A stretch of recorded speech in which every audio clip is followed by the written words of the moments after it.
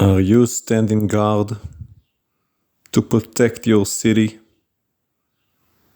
To stand there in your righteousness, to be the repairer of the breach, repairer of the wall, standing in the gap, to intercede, to defend, to be the example, to stand before Adonai for your city, so that it will not be destroyed.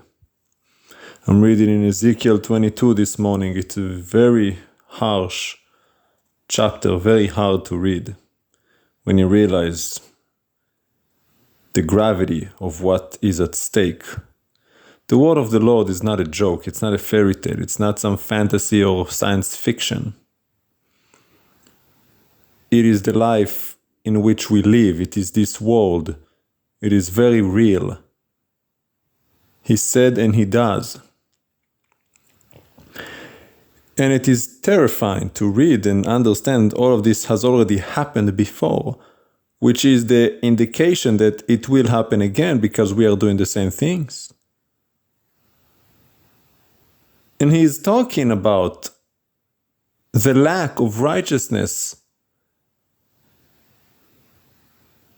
It is not as much as the existence of wicked men, because wickedness pretty much has always been around, but it is the presence of the righteous that cover and atone for the wicked.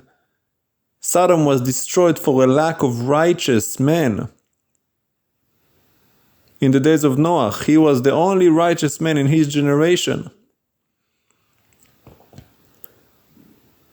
The Lord is saying here in chapter 22, verse 30, he was looking for just one man to stand in the gap, to intercede for the land. He couldn't find one. Therefore he will, and he has poured his anger upon them and destroyed them according to their own ways he has given them, says Adonai Elohim. We are the followers, we are the ones who believe, we are the ones who ought to stand in the gap, intervene.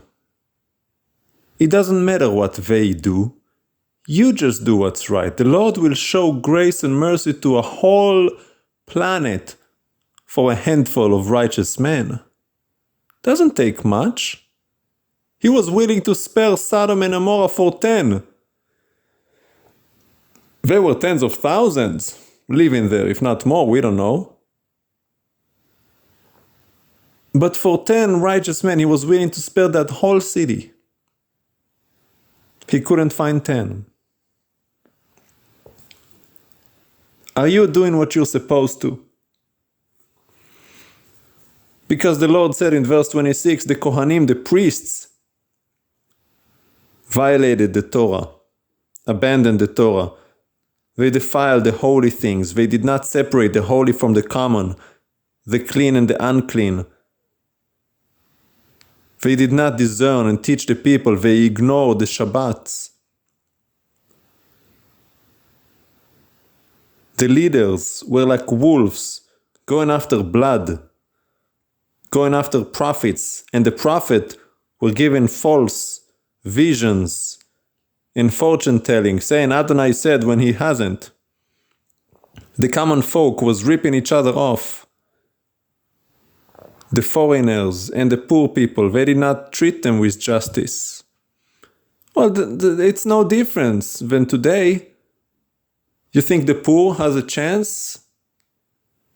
We all know how the system works. The liberals are not going to fix it. Doesn't matter which side of the politics you are, they all are corrupt. None of them seeks to do what is just and right in the sight of the Lord. None of them is standing in the gap to intercede. That's what Job did, remember? He brought offerings every day just in case his children did something wrong, covering them with prayer. He was the righteous man, Job. And his calamity did not happen because of a lack of righteousness, if you actually read his history. It was his interceding that kept this going for so long. Otherwise, they would have died a long time ago.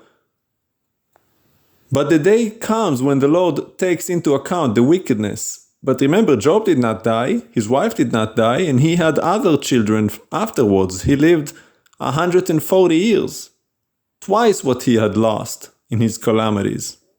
He was abundantly blessed. He remained faithful, he stood in the gap, he did not bow, he did not cow. Are you willing to stand in the gap, to fight for what's right, despite what everybody else is doing around you, to not follow the crowd in doing what is evil? That is a commandment in the Torah. To not follow the masses in doing what is wrong. Are you willing to be the only one standing for truth and righteousness in a sea of wickedness? Stand there all alone, being mocked, maligned? To protect those very people who attack you and make fun of you? To intercede on their behalf so that they will not be destroyed and the whole city with them?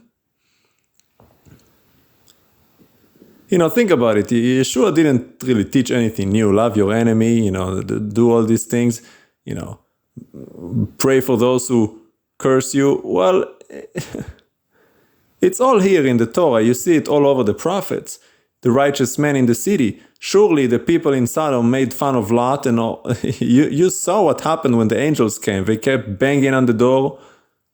They did not treat Lot right. Why would they? They are wicked.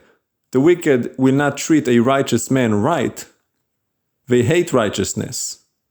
If you're a man of God, sincerely, wholeheartedly, you will be hated and attacked. Look what happened to Yeshua. He was perfect and got crucified. They kept planning and scheming how can they kill him. The sons of the devil. The religious people. It's always the religious people. What did I just read to you in verse 26? It was the Kohanim, the priests, the leaders. The leaders did this. What hope is there for the people? Now, of course, the people were guilty too, verse 29. Everyone is corrupt, from top to bottom. In another prophecy, it even talks about the orphans and the widow being corrupt. The poor people being corrupt. Everybody is corrupt. But are you standing in the gap?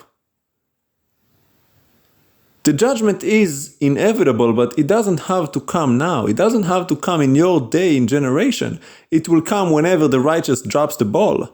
Think about this for a moment. The Lord is faithful. If there are enough righteous men and women, judgment will not come.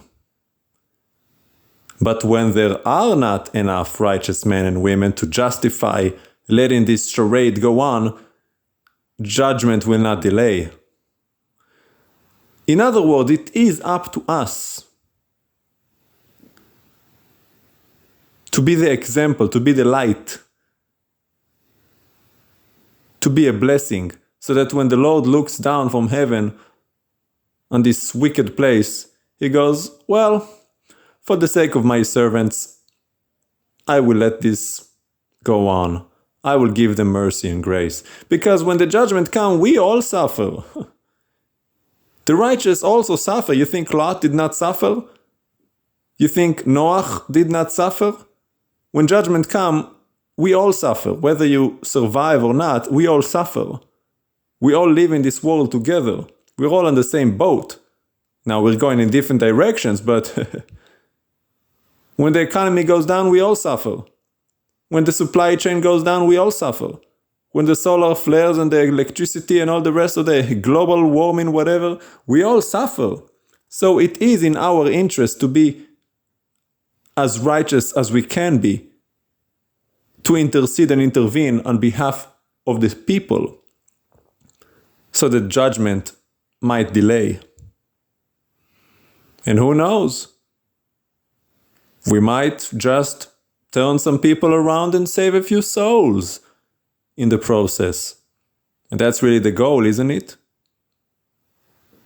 The Lord does not delay, we know. He is waiting for everyone to come aboard. How will they come unless they hear? How will they hear unless you preach? How will you preach unless you are there and you're sent? You have to be the example in your city. To be that wall of righteousness, that fortress with the Spirit of God in you. Be the repairer of the breach, standing there in the wall, filling in the gap, holding down the fortress. You be that man or that woman, filled with the Spirit of God, not bowing, not bending, not leaning, not compromising, but standing firm in your trust in the Lord, doing His Torah and His commandments, being solid, honoring His Shabbat, keeping His holy days holy, not defiling yourself with unclean meats. No compromise, doing what is just and right. Not scamming and scheming and going after greed, not taking a bribe, not turning a blind eye to those who are in need. You do what's right. Because at the end of the day, we all are going to be judged individually too. Corporate judgment and individual judgment. Each man will be paid according to his own deeds. Don't forget that part. So you better do what's right and intervene for your people. Be grateful for a righteous man. Be grateful for a righteous woman. Be grateful for a righteous people. For without them, all bets are off. You see, the righteous are a buffer zone between life and death. They prevent utter catastrophe. If it hadn't been for him, you know what I would have done to you? Well, have that person not come and told me and interceded for you, I was about to just get rid of you. You see what a righteous person can do?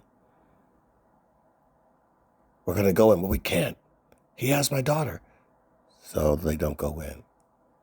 Oh, just bomb them. No, we can't. My wife is in there. You see, when a righteous person is present, even humans rethink their strategy of calamity. You know, many of you would already be dead were it not for a righteous person in the proximity of where you live, where you work. Do you know what God does because someone righteous is in your life, in your city, in your state? Well, we do, and Guy just talked about it. Sodom and Gomorrah. Perfect example. Now, there are many others, but let's just use that one. That's the most famous one.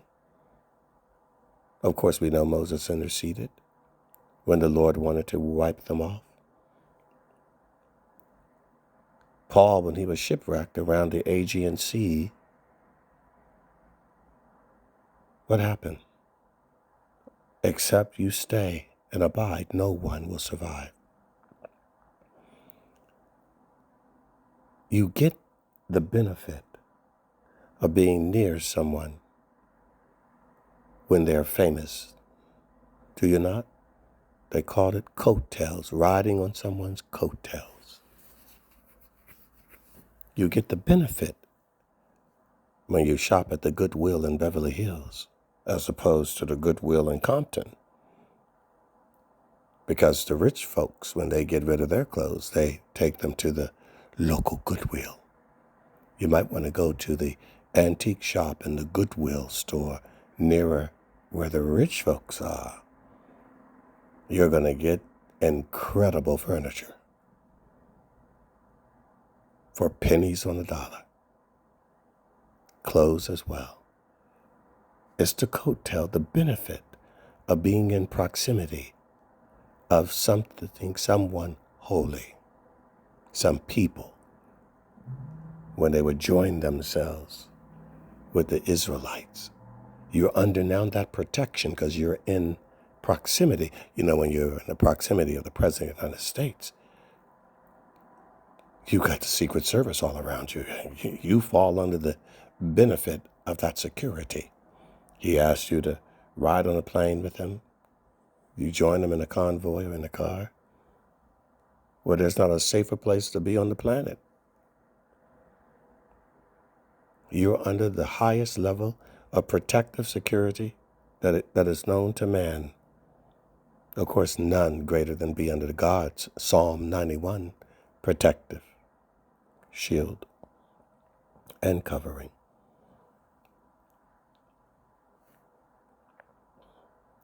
The scripture says one day they're all going to say, let's find a Jew. They have the blessing of God. When you know people, men and women of the Lord, get close to them, you'll get the benefit of that proximity. Father is not going to come through and devastate you. Why? His child is in that house. And when we talk about the end times, we do know this, that the day is coming. Children are not. Father's coming in. And he will go and extricate his children out of that situation before he drops those prophetic bombs on it. That's what the rapture, that's what the flood was about. Go in, get my people out before I bring in the judgment.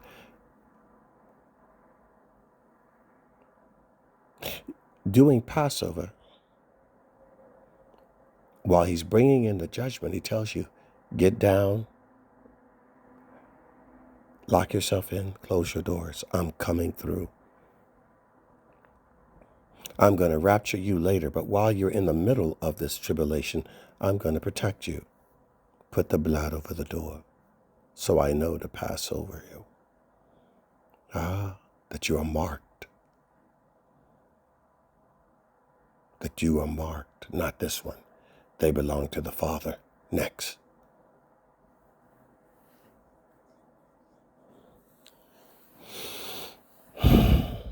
Papa can do it. He can protect us. And Paul's writings with people that are married to unsaved spouses remain, he says. You sanctify the marriage. Remove all of the light and there is no hope. But you sanctify that house because you are one of God's children.